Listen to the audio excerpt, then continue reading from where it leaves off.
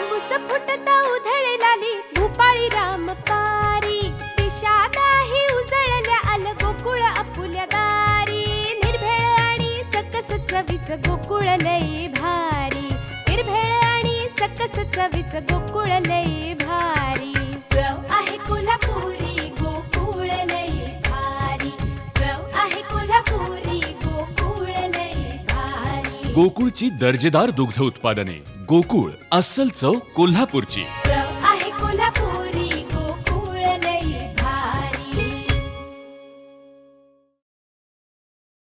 सिंधुदुर्गात घेण्यात आलेल्या शासन आपल्या दारी कार्यक्रमांमध्ये परजिल्ह्यातून एसटी मागवल्या होत्या. या एसटी विभागाचे तब्बल 1.5 कोटी रुपये सरकारनं थकवले असल्याचा गंभीर आरोप आमदार वैभव नाईक यांनी केला आहे. पाहूयात.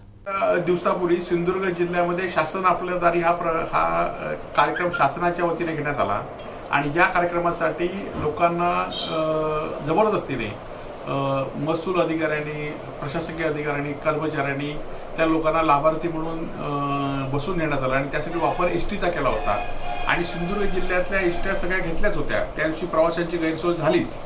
त्याचबरोबर इतर जिल्ह्यातनं सुद्धा काही एसट्या महाराष्ट्र राज्य परिवहन महामंडळाने मागवलेल्या होत्या आणि याचे पैसे मात्र शासनाकडे अजून जमा झाले नाहीत.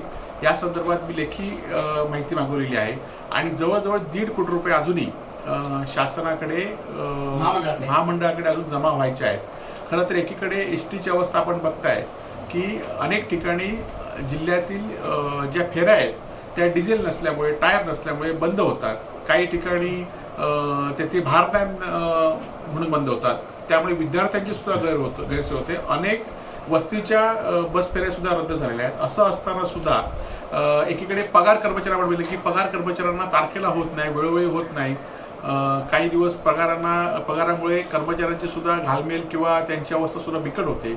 अशा वेळी शासन आपल्या दारी हा कार्यक्रम मुख्यमंत्र्यांच्या उपस्थितीत करण्यात आला, परंतु यासाठी ज्या प्रशासकीय यंत्रणेचा सगळ्या पद्धतीने वापर झाला आणि त्यामध्ये एसटीचा सुद्धा वापर झाला आणि एसटीच्या गळक्या गाड्या आपण बघताय, एसटीच्या दरवाजे नसलेल्या आपण बघताय आणि यावेळी अशा ठिकाणी मात्र एसटीवर लोड देण्याचं काम या शासन आपले या दारी या कार्यक्रमाद्वारे झालेलं आहे. जवळजवळ 1.5 कोटीपेक्षा जास्त निधी हा जवळजवळ एसटी महामंडळाला शासनाने आता जवळजवळ 1 महिन्यापेक्षा जास्त कालावधी ह्या कार्यक्रमाला झाला आणि त्यावेळी पैसे अजून यायचे आहेत. आणि जर सगळ्या प्रशासकीय अधिकाऱ्यांनी हा कार्यक्रम ज्यांनी आयोजित केला त्यांना जर वेळ असेल तर त्यांनी हे पैसे लवकरात लवकर द्यावेत एवढीच विनंती आपल्या मार्फत त्यांना आहे. आमचे दिवसभरातले सर्व अपडेट्स, ताज्या घडामोडी आणि थेट लाईव्ह पाहण्यासाठी सबस्क्राईब करा, लाईक करा कोकणचं नंबर 1 महा चॅनल कोकण 7 लाईव्हचं YouTube चॅनल.